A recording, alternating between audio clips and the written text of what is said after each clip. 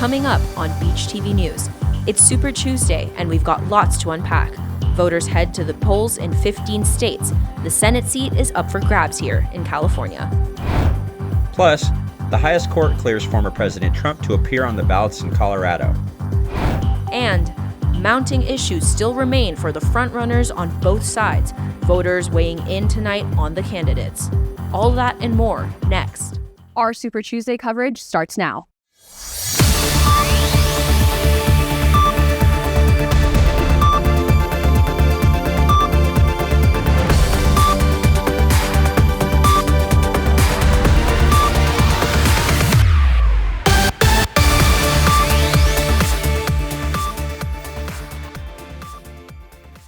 Welcome to this edition of Beach TV News. I am Stephen Matthews. And I'm Raya Torres. Beach TV News is brought to you by the broadcast journalism students at Cal State Long Beach. It's Super Tuesday, which can only mean one thing. Millions of voters have gone to the polls in 15 states and American Samoa. And based on the preliminary results from tonight, it appears we will have a matchup that is 4 years in the making. President Joe Biden and Donald Trump both claiming huge wins with their respective parties. On the Democrat side, incumbent President Biden received 80% of the delegate votes despite his low voter approval ratings. Biden lost the contest in American Samoa to entrepreneur Jason Palmer. Meanwhile, former President Trump faced a similar feat. He was unable to sweep all the delegate votes in all 15 states. Trump's main challenger, Nikki Haley, won the Republican primary in Vermont, adding to her victory yesterday in D.C. Though neither candidate cinched their party's nomination tonight, voters will likely decide between Biden and Trump in November once again. Former President Donald Trump won a rare legal victory that will allow him to remain on ballots nationwide this fall. The Supreme Court just weighed in with a unanimous decision against the state of Colorado. The highest court of the land has determined that the state does not have the right to exclude former President Trump from the fall election ballot. Colorado cited Section 3 of the 14th Amendment to argue that the former president disqualified himself from office due to his role in the Capitol attacks on January 6. But the Supreme Court has decided that Colorado can only determine the ballot for state elections, not federal elections. Mr. Trump was quick to call this a victory for the entire country. Some of his opponents see a silver lining in the ruling. And so even though it made procedural determinations that Colorado as a state couldn't enforce Section 3 of the 14th Amendment, the issue of Donald Trump's eligibility for the office of the presidency remains very much a live issue. The former president is not out of the woods yet. He is still mired in several legal battles, including one ruling which has already cost him $355 million. This comes on top of the $83 million he was already ordered to pay writer E. Jean Carroll and $400,000 he was ordered to pay the New York Times. And Trump's former CFO has already pled guilty to lying under oath in the former president's civil fraud trial. On the other side of the aisle, President Biden is also facing backlash from supporters. In a poll conducted by the New York Times and Siena College, 60% of voters who supported him in 2020 believe he is too old to effectively lead the country. President Biden would be 86 at the end of his second term if re-elected, breaking his own record for oldest sitting president. With both candidates mired in controversy, some voters don't know what to make of the frontrunners as we inch forward towards November. I'm a little scared. I think Biden's too old and Trump scares me. So I'm nervous. I am, because this generation coming up is going to be in charge of me when I'm old, and that makes me a little nervous. I pray they don't stop the elections in the middle of the night when a certain candidate is winning by 80% and we have honest voting. Given that Biden took over the economy in COVID and what has gone on in the economy since that time, I actually think it's getting better. Is his age a concern? Yes. Is it more of a concern than the madness of Donald Trump? No. We're going to unpack more from the poll by the New York Times and Siena College. The results reveal opinions of voters nationwide about the frontrunners, Joe Biden and Donald Trump. 48% of voters say they would vote for former President Trump if the election were to happen today. President Biden trails 5 percentage points behind at 43%. Looking back on the 2020 election, 53% said that they voted for Biden, 41% voted for Trump. Since then, 61% of voters say they disapprove of Biden's handling of the presidency. Many also expressed concerns surrounding the nominee's age. 73% say Biden is too old to be president. But when asked the same question about Donald Trump, only 42% agreed that Trump was too old for the position, despite Trump being only 4 years younger than Biden. With this being one of many polls this election year, these results could give us a preview to the upcoming presidential election in November. Several Senate seats are also up for grabs, and this just in today. Independent Senator Kyrsten Sinema of Arizona announced she will retire at the end of her term this year. Sinema, who switched from Democrat to Independent in 2022, said she's retiring. Sinema has been one of the foremost players in Senate deal-making over the years. Most recently, she was a key figure in bipartisan border negotiations, but she also became the source of frustration among progressives over her refusal to support President Biden. She declined to join Democrats in repealing the president's filibuster to pass voting rights legislation and to cement abortion rights after the Supreme Court overturned Roe v. Wade. The move by Sinema means the Arizona Senate race has largely been solidified as a matchup between Democratic Representative Ruben Gallego and Republican Carrie Lake. And speaking of Senate races, I went down to Long Beach City College earlier today to see what voters think about the California Senate race and the possibility of sending a Republican to Capitol Hill this fall. Among other primary races that California voters had to consider on Super Tuesday, one of the most important was the race for the Senate seat vacated after the death of Dianne Feinstein last fall. Democrat Adam Schiff, the 23-year congressman, is ahead with 33% of the votes. Many expected a close race for second place, but instead, Republican Steve Garvey left Democrat Katie Porter far behind with 32% of the votes and her getting only 14%. At the polling place at Long Beach City College, Californians share their thoughts on the candidates. Many like Adam Schiff after his work on the January 6th hearings, but their support for Katie Porter is a little more personal. One of the things I really like about her is she just is able to connect and explain things, complex situations, I think, and break those down in a way that a layperson can understand. Some Californians like Republican Steve Garvey because he's a former professional baseball player, but others see a chance for change in California politics. In California, the pendulum is swinging far to the left, too far to the left. And in order to have all opinions represented, it needs to go back to the middle. If Garvey does win this fall, it will be the first time a Republican has been elected to the Senate from California since 1991. Also, with Schiff and Garvey advancing without Porter, it will be the first time there won't be a female senator from California in just as long.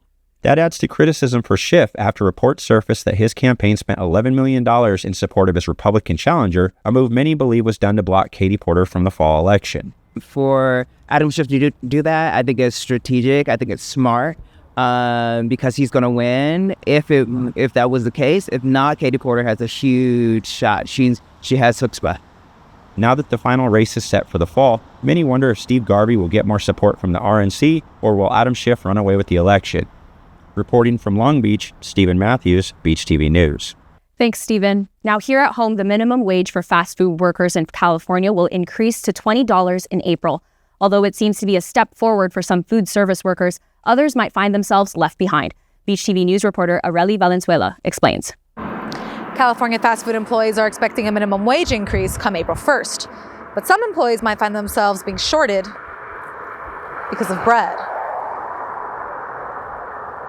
I think it should be equally applied to all restaurants as it's the same industry. California is set to raise the minimum wage for fast food employees in the next few months, but a controversial assembly bill might affect both employees and businesses. Assembly Bill 1228 gives an exemption to some restaurants if they have less than 60 locations nationwide, run a grocery store, or operate as bakeries. It seems that under this new law, one major chain will benefit from the loophole: Panera Bread. Gabriel, a student and Starbucks employee, says that companies should not be exempt from the increase. I don't know. That doesn't really make sense. They don't have to pay minimum wage. California Governor Gavin Newsom has received increased scrutiny for the new law. It states that restaurants operating as bakeries and selling freshly baked bread as a standalone product will not have to pay their employees the minimum wage. Some speculate that the bakery exemption is attributed to the influence of billionaire Greg Flynn, who owns 24 Panera locations. Flynn is a longtime donor of Newsom. Newsom denied these accusations and called them absurd. The governor suggested that Panera will not be exempt under the new law. With the April 1st implementation date looming, it remains unclear exactly which restaurants with operating bakeries, such as Panera, will fall under the bakery exemption. Reporting for Beach TV News, I'm Arely Valenzuela. Though the national spotlight is cast on election season and bringing in new leaders, our current government is still busy at work. Reporter Liz Hanna has more. Liz? From a controversial ruling in Alabama to another looming threat at our nation's capital, Here's a look at what's happening in politics. A recent Alabama ruling stating that frozen embryos are children, granting them personhood, has come under fire, causing some in vitro fertilization clinics across the state to halt treatments out of liability concerns. The White House released a statement calling the ruling exactly the type of chaos we expected when the Supreme Court overturned Roe v. Wade and paved the way for politicians to dictate some of the most personal decisions families can make. With Alabama's complete ban on abortion, this new development has created heated debates among politicians and has pro-life advocates butting heads against those in favor of protecting women's reproductive rights, leading some to question, what next? In other news, for the fourth time this fiscal year, House and Senate leaders passed a short-term bill avoiding a government shutdown, allowing Congress more time to battle it out and negotiate funding. With the partisan divide and recent Senate-approved bills dead on arrival, Congress is once again cutting it close as it continues to be embroiled in debates that create gridlock in passing bills. So what happens if there is a shutdown? Money runs out for several government agencies, compromising services and leaving employees working without pay or not at all. The IRS, TSA, and FDA are just a few of the agencies threatened by possible shutdowns. March 22nd marks the next deadline for Congress to reach agreements after what President Joe Biden referred to as a short-term fix. One of life's most underappreciated talents is to know when it's time to move on to life's next chapter. After 40 years in the Senate and 17 years as their longest-serving party leader, Senate Minority Leader Mitch McConnell announced he is stepping down this November. The 82-year-old's upcoming retirement follows several eyebrow-raising health concerns, contentious debates in Congress, and conflicting public opinion about the leader. In recent years, McConnell's pushback against former President Trump caused him to fall out of favor with some Republicans, yet not enough to win him favor among Democrats. President Joe Biden had this to say about McConnell's announcement. "I've trusted him, and we have a great relationship. We fight like hell, but he has never misrepresented anything." His replacement, the Senate's new minority leader, will be determined in the upcoming November election. McConnell plans to finish out his current term in the Senate, ending in 2027. The end of an era indeed. With reproductive rights in limbo, big shakeups in our government, and of course, our current elections, it's more important now than ever to stay politically aware. Back to you, Raya. Switching over to the weather now, the largest wildfire in Texas history has left the state in crisis. Texas is currently on fire, leaving the Lone Star State engulfed in flames. The Smokehouse Creek fire has already burned 1.2 million acres and does not seem to be stopping anytime soon. With only 15% of the fire contained, this dire situation has killed at least 2 people, left thousands of cattle dead, and burned down many homes. The fire has spread so far across the region that it is beginning to creep towards Oklahoma's state line. The Smokehouse Creek fire, alongside 4 other active flames, has firefighters overwhelmed. Dry heat and gusty winds continue to threaten the state, with the possibility of even more fires. And in California, the Lake Tahoe area was rocked by severe blizzard conditions over the weekend, causing disruptions to major ski resorts and traffic in the area. Many areas in the Sierra Nevada region received over 7 feet of snow. Palisades Tahoe Ski Resort reported wind gusts of 145 miles per hour. Homeowners are experiencing snow piling up, and tens of thousands are left without power. Residents are concerned with roofs caving in due to the weight of the snow. Caltrans has reported portions of Interstate 80 highway. While parts are still being buried in blankets of snow, drivers are urged to travel cautiously and fit their cars with chains or snow tires and four-wheel drive. There may be new hope on a missing flight case that shocked the world 10 years ago. Operations to renew the hunt for Malaysian Airlines flight MH370 may begin again. Malaysian officials announced that in looking for the missing aircraft in 2018, Texas-based company Ocean Infinity found new evidence in the southern Indian Ocean that could give answers on where the plane crashed. On March 8, 2014, air traffic controllers lost contact with MH370 after taking off from Kuala Lumpur while en route to Beijing. The flight held 239 passengers and 12 crew members. Ocean Infinity has submitted a proposal to the Malaysian government to renew the search, and Malaysian Transport Minister Anthony Loke has already made plans to meet with them, renewing hope for many families looking for answers.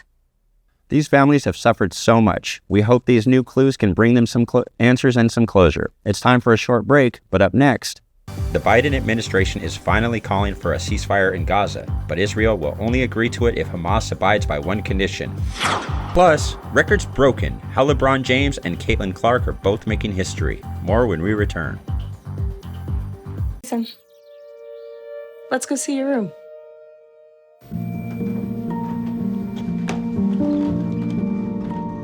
What do you think? We kept it a little spare, so you can decorate it how you like.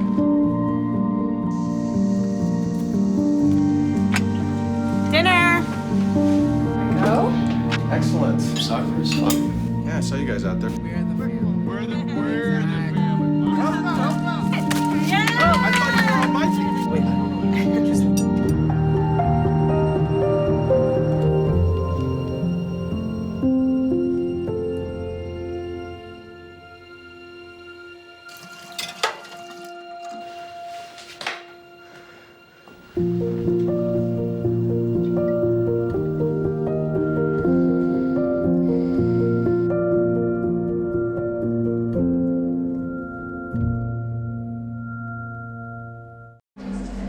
Life doesn't always give you time to change the outcome. Prediabetes does.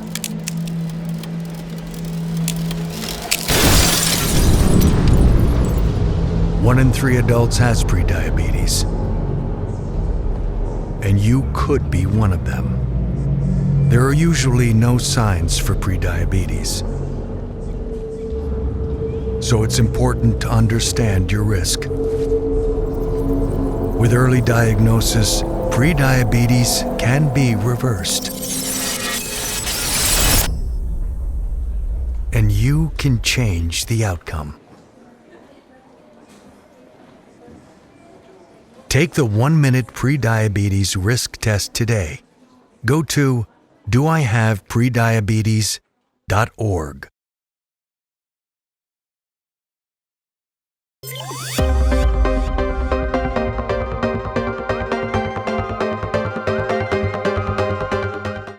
Welcome back. In a critical response to the escalating humanitarian crisis happening in Gaza, the U.S. has airdropped thousands of meals for the Palestinian civilians.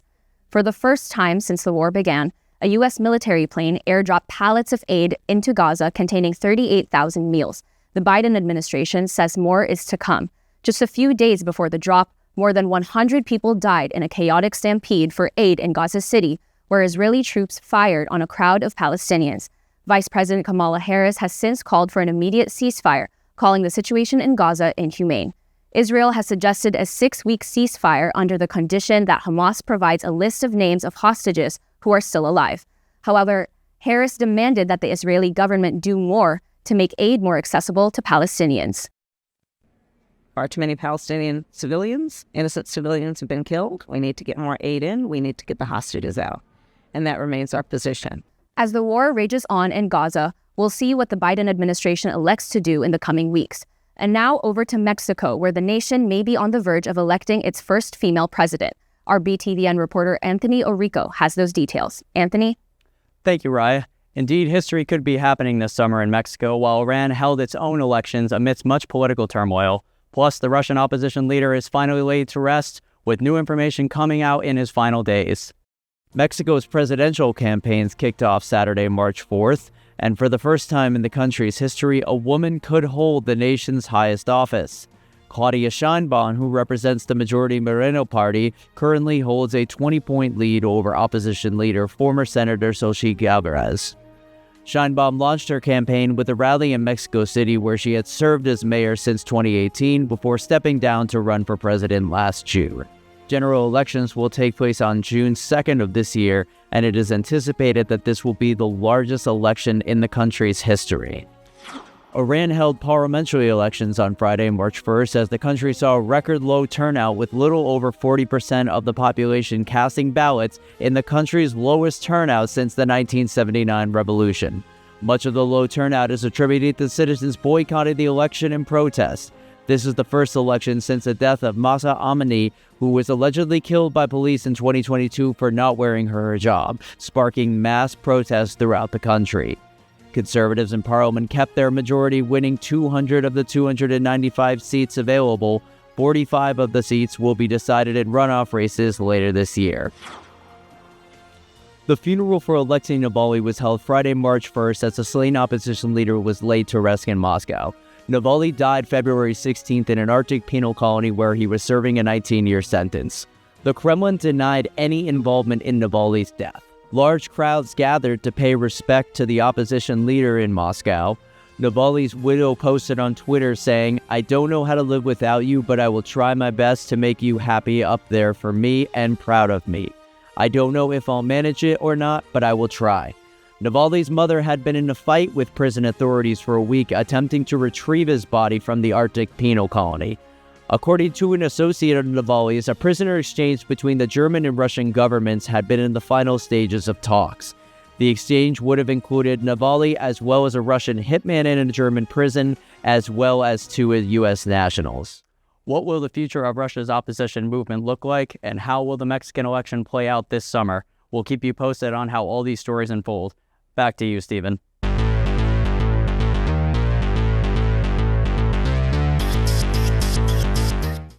And now we switch over to sports, where records keep on being broken as the fearless prodigy from Iowa, Caitlin Clark, etched her name in the history books. In her game versus Ohio State, Clark sank a free throw to become the NCAA's all-time scoring leader, passing Pistol Pete Maravich. She now holds her place as a scoring leader for both men's and women's. Many people around the nation came to witness the historical event as the phenom has captivated the basketball world with her dazzling play on the court. Now she is ready for a new challenge. The Iowa guard just recently declared for the WNBA draft, creating a buzz that not only in the WNBA, but also over the basketball world, as ticket sales have already started to rise since the announcement. Honestly, I didn't really care. It was cool to hear everybody just start screaming, but I thought it gave us a lot of momentum going into halftime. And I guess I'm just glad to make a free throws. That's the hardest thing to do in basketball is make free throws with nobody at the free throw line. Congrats again to Caitlin Clark, as we can't wait to see her electric play on the court during March Madness. Well, speaking of history, LeBron James just reached an important milestone in his illustrious career. Let's toss it over to BTVN's Enrique Rodriguez for those details. Enrique? Thank you, Stephen. A new era has begun for the Dodgers as the new superstar made his much-anticipated debut, having fans all over LA ecstatic to see him play. Meanwhile, history was made around the Lakers, Clippers, and of course, LeBron James. Let's get into it.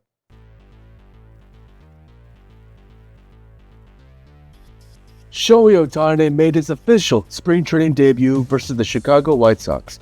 After spending 6 seasons with the Los Angeles Angels, this is the first time fans get to see Ohtani in Dodger blue. After going hitless in his first 2 at-bats, Ohtani hits a deep shot to left field to hit his first home run as a Dodger.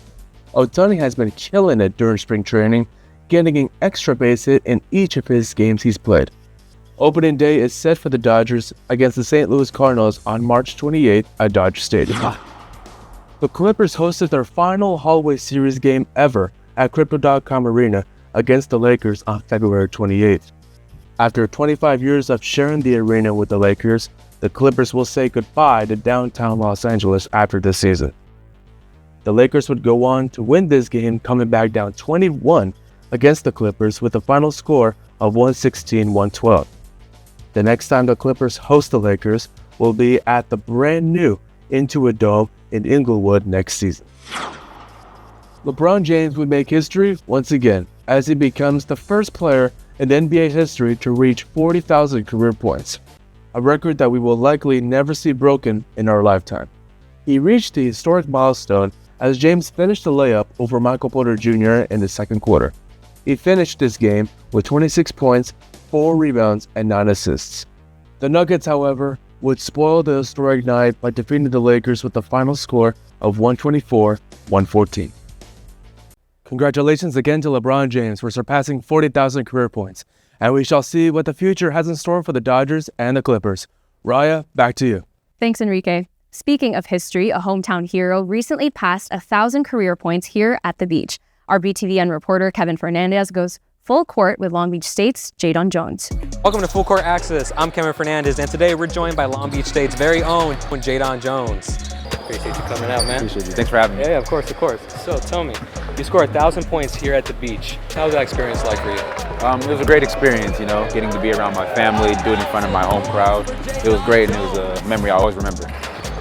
You're more a Spotify or Apple Music person? Spotify, always. Spotify? Oh, hell yeah. So tell me, who was your favorite artist? Oh, that's a great question. I'll say this, before the game, I'm mostly listening to YoungBoy. YoungBoy, NBA? Yeah, Okay. NBA YoungBoy. Dude, what's your favorite thing you like to do off the court?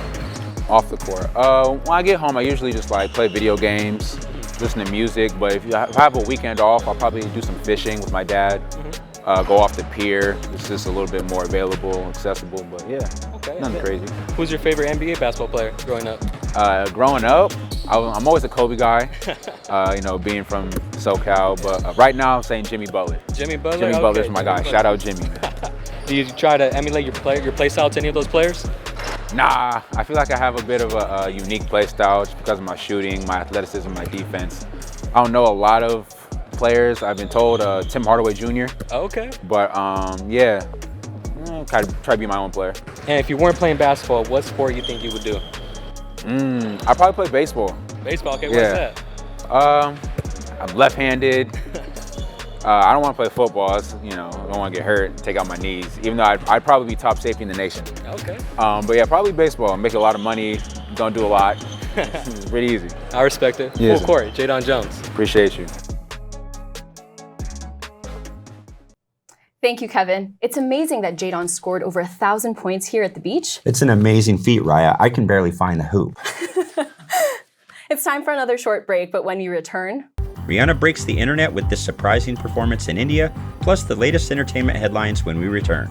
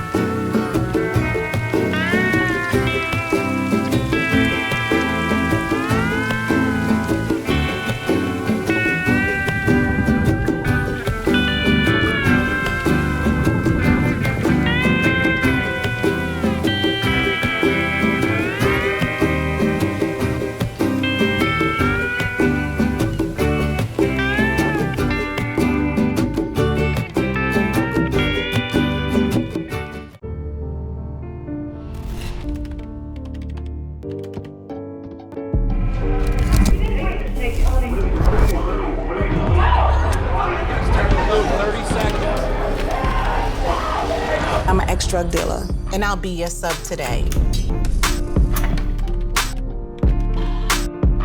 Can you see anything different as a pill? No. No. You don't know? Fentanyl is being mixed into everything now. There's only one thing that will save somebody's life. That is naloxone nasal spray. Fentanyl, it's cheap, it's potent, and it's profitable. Why would drug dealers put a lethal dose of fentanyl in drugs if they know it's so harmful? Really just all about the money. I just didn't realize that one pill could change your whole life. More kids should know.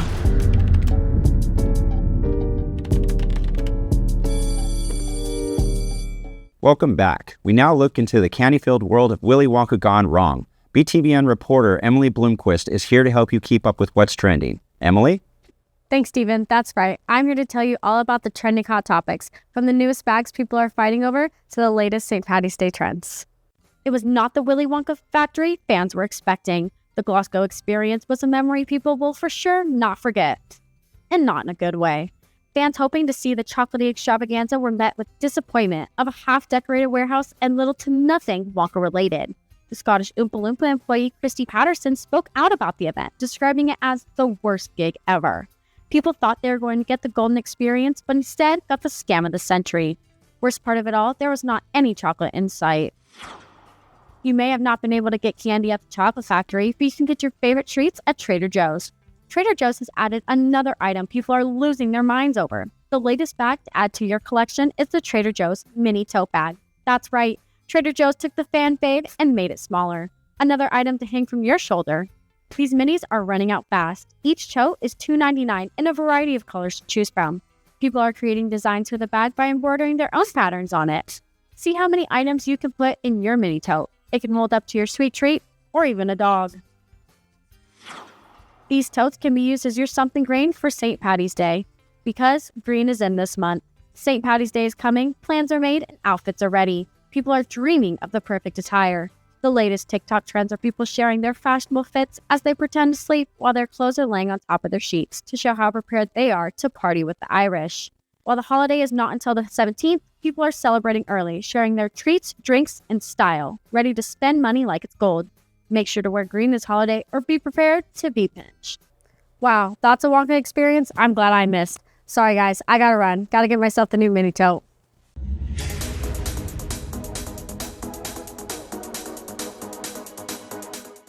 Now, the Wonka disaster is not the only thing trending. Rihanna broke the internet with her return to the stage. The Umbrella singer said you better have her money as she performed at a high-profile pre-wedding party. It was reported that Rihanna received $6 million for her mega performance. The multi-billion-dollar Ambani family hired Rihanna to sing for their son Anant's pre-wedding festivities in India. Those in attendance of the star-studded party include Bill Gates, Bob Iger, and Ivanka Trump. The actual wedding is set for July, and it is said to be another multi-million-dollar celebration. From India, we now go to Hollywood. Our entertainment segment has the juiciest details on these elites as they go from stages to courtrooms. Madeline Fredrickson has more on these stories. Madeline? Thank you, Raya. That's right. P. Diddy adds a new track to his legal playlist. One SNL host majorly flopped. This and more. Yet another legal battle for P. Diddy. Sean John Combs has been accused of sexual misconduct by music producer Rodney Lil Rod Jones. Jones claims that Combs engaged in serious illegal activity, which included sexual assault. Jones and Combs collaborated on The Love album from September 2022 to November 2023. Jones is seeking $30 million along with a jury trial. This is not Combs' first time being involved in a sexual assault lawsuit. In November of 2023, music artist Cassandra Ventura filed a lawsuit against him. Since then, 4 others, including Jones, have come forward, claiming to have been sexually abused by the artist. Combs claims that all of the accusations are false and is determined to clear his name. Actress Sydney Sweeney hosted SNL this past weekend. Each skit leaned into her image as an attractive young woman, maybe a little too much. She commented on her recent movie roles and joked about her recent film Madam Web and its ultimate fail. She joked about Ozempic and dressed up as a Hooters waitress. The skits left viewers questioning Sweeney and her humor, leaving many wondering, is she simply not funny or did SNL just do her dirty? Although Sydney Sweeney flopped on stage, she could take a few pointers from these actors and actresses that came out on top at the SAG Awards. The 30th annual SAG Awards ceremony took place in Los Angeles. Kicking off the night, the first award was presented by Meryl Streep for Best Male Actor in a Comedy Series. Streep was joined on stage by Anne Hathaway and Emily Blunt, her co-workers in the blockbuster film Devil Wears Prada. The reunion of the 2006 comedy drama movie was a nostalgic surprise to begin the night. However, this was not the only onstage surprise. As it seems, Pedro Pascal may have had one too many drinks. The Last of Us actor found himself not being fully present to accept his award for Best Male Actor in a Drama Series. On stage, with his shirt unbuttoned and speech slurred, Pascal admitted that he was quite drunk. Other highlights of the night include Barbra Streisand receiving the Lifetime Achievement Award, and Barbie taking a loss once again as Oppenheimer took home the award for Outstanding Performance by a Cast in a Motion Picture. The SAG Awards definitely gave us a sneak peek of what to expect for the Oscars. Tune into our next show to see who takes home gold. Back to you guys. Thanks, Maddie. In Missouri, a pooch lover is helping shelter dogs get in better shape. He created a mobile gym that allows the canines to walk on a treadmill and work up a heavy sweat, or rather, a heavy pant. And how much does Dennis weigh? 65, 70. Yeah, Casey Pet Project pup Dennis is right about in his weight class. That's right. A lot of that is because Dennis likes going to the gym, or rather the gym coming to him. Sometimes you get this hesitation like, why the hell is this? Vernon Doku with Jog Dat Dog volunteers his mobile gym to area shelters like the Casey Pet Project to get shelter dogs that spend a lot of time in kennels out walking. Almost like I'm teaching your kid to ride a bicycle. It's 2 flat mill treadmills in the back of a temperature-controlled van, helping get the zoomies out. Dogs are really smart. They start like just zooming and they just can't stop. Usually he'll run about 6 to 8 of our most high energy dogs, the ones that would be the perfect running buddy for you. The goal is make it seem like something that's very exciting. There you go. Vernon says he volunteers for the shelters to learn more about different breeds of dogs and because dogs are cooped up in the kennels. KCPP has about 300 dogs and that need some sort of outlets to get your energy out. They have to get to know me and get to trust me, and once that happens, I get more out of it. Go boy! Hey, I wouldn't mind if she brought a gym right to my door. Let me know, and I'll be there.